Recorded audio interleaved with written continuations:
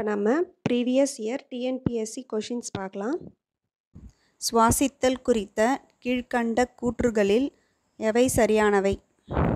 Option first, சுவாசித்தல் மூலம் தாவரத்தின் உலர் எடை குறைகிறது. ஆப்ஷன் செகண்ட், சுவாசத்தின் போது சர்க்கரையை எளிமையாக்கும் இடைவேதி வினைகள் மற்றும் ஒளிச்சேர்க்கையின் போது சர்க்கரையை உருவாக்கும் உயிர்வேதி வினைகள் ஆகியவை பெரும்பாலும் ஒரே மாதிரியானவை. ஆப்ஷன் தேர்ட், ஆக்சிஜனின் அளவு சுவாசித்தலை பாதிப்பதாக கண்டறியப்படவில்லை. ஆப்ஷன் ஃபோர், சுவாசித்தல் என்பது ஆக்கல் நிகழ்வு. இதுக்கு correct answer option C, first 1 மற்றும் 2 மற்றும் சரியானவை. ஓகேவா? இதுக்கு என்ன எக்ஸ்ப்ளனேஷன் இங்கே நெக்ஸ்ட் பார்க்கலாம். 1 காற்று சுவாசித்தல், 2 காற்றில்லா சுவாசித்தல். காற்றில்லா சுவாசித்தல் 3 வகைப்படும். ஃபஸ்ட் ஆல்கஹாலிக் நொதித்தல், லாக்டிக் அமில நொதித்தல், கலப்பு அமில நொதித்தல். ஓகேவா? இதில் காற்று சுவாசத்துலையும் காற்றில்லா சுவாசத்திலும் என்ன வேறுபாடுன்னு பார்க்கலாம் இந்த டேபிளர் காலத்தில். ஓகேவா? நடைபெறும் இடம், காற்று சுவாசம் எங்கே நடைபெறும்னா சைட்டோபிளாசம் மற்றும் மைட்டோகாண்ட்ரியா. காற்றில்லா சுவாசம் எங்கே நடைபெறும்னா சைட்டோபிளாசம் மட்டும். ஓகேவா? விளைபொருள் காற்று சுவாசத்தில் கார்பன் டை ஆக்சைடு, நீர் மற்றும் ஆற்றல். காற்றில்லா சுவாசத்தில் கார்பன் டை ஆக்சைடு, லாக்டிக் அமிலம், இது விலங்கு செல்லில் தான் லாக்டிக் அமிலம் உருவாகும்.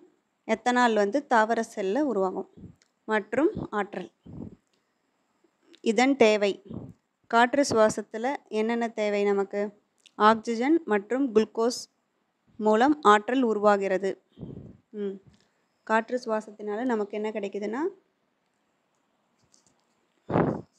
ஆக்சிஜன், குளுக்கோஸ் யூஸ் பண்ணி ஆற்றல் எனர்ஜி கிடைக்குது.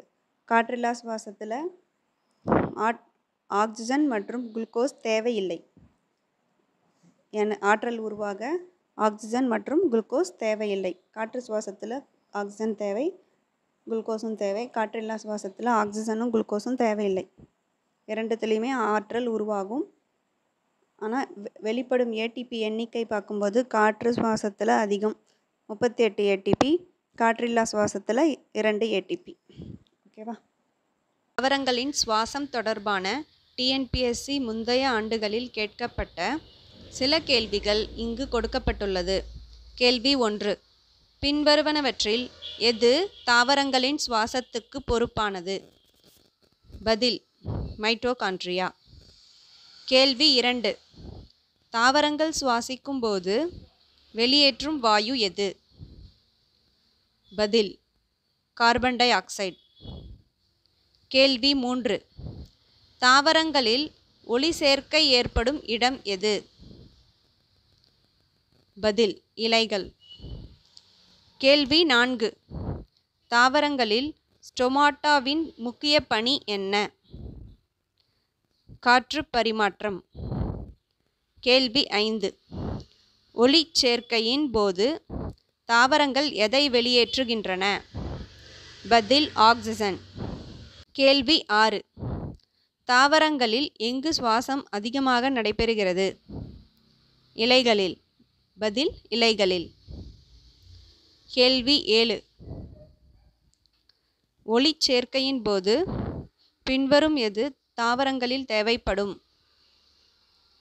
பதில், கார்பன் டை ஆக்சைடு.